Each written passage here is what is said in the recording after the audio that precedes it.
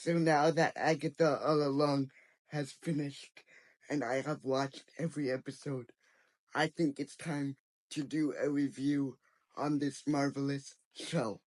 For this review of Agatha All Along, I am going to do it a little differently by splitting it into three parts because it's a show. I've never really done this before by doing a review on a show, so this is going to be kind of new for me. Anyway, let's get straight into it and enjoy.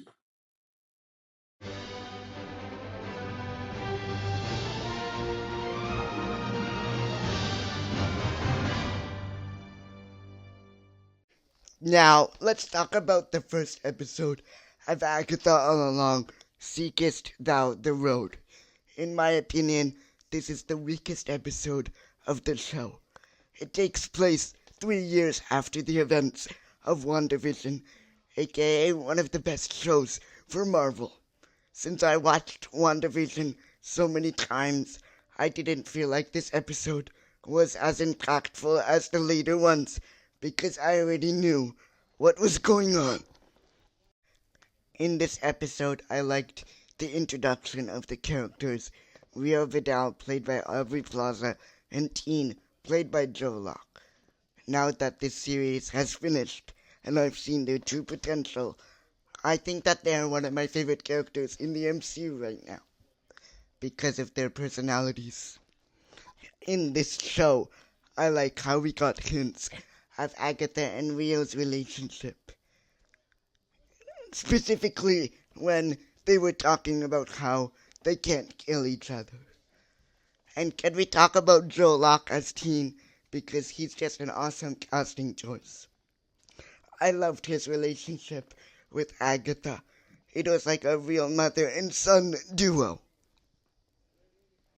Another thing that I really loved about this episode was the fact that we revisited some old characters from WandaVision.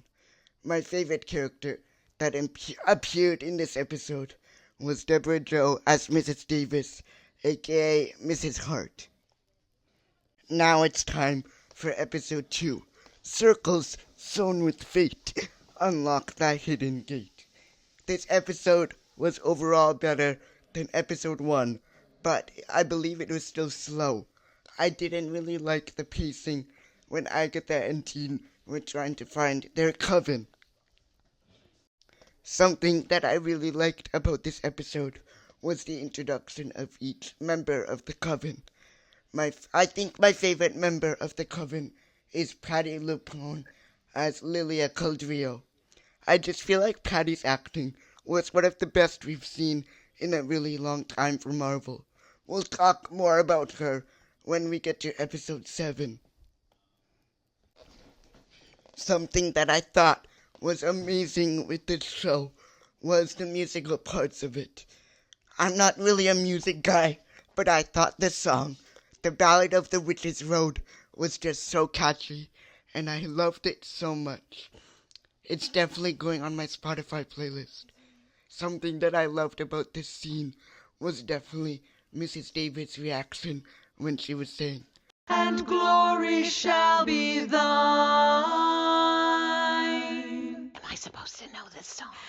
I was just laughing my ass off when she said that. Let's now talk about the final episode I am going to be talking about in this video. Episode 3, Through Many Miles of Tricks and Trials. As I said, the last two episodes have not been perfect for me.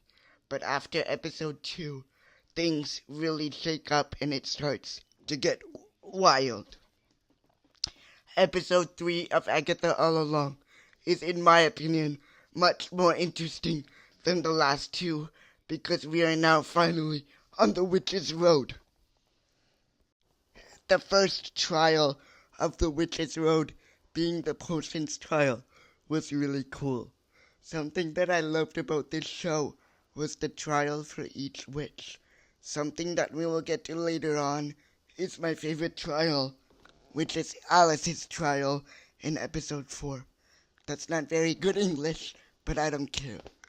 Something that killed me in this episode was the death of Sharon Davis, aka Mrs. Hart. I was just very surprised by this death, as I was not really expecting it. And Agatha just completely ruined the moment by saying, Who's Sharon? it's just unfortunate that such a wonderful character died. Anyway, rest in peace, Sharon Davis. And that concludes this part 1 of 3 parts review. Stay tuned for my next video coming up on episodes 4, 5, and 6. Thank you guys for watching, and I hope to see you in the next video. Thank you guys for watching the video. As always, subscribe, leave a like, and hit the notification bell for brand new uploads on my channel. See you next time. Peace out.